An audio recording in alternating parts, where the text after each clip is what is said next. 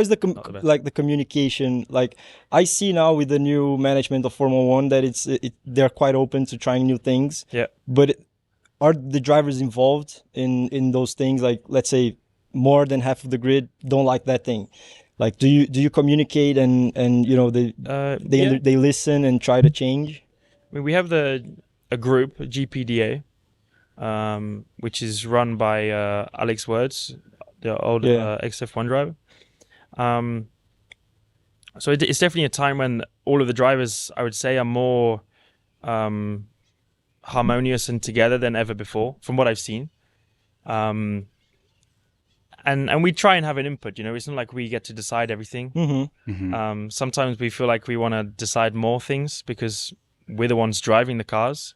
We know what's best. Maybe not from every perspective, you know, from like a business perspective. Sometimes you don't want to see it from that way because we don't think about the business of Formula One. We just think of what's going to almost make the best racing, what's going to make it more exciting for us and closer for us. And so we think a lot like this, but we don't, as drivers, necessarily think about the business of Formula One.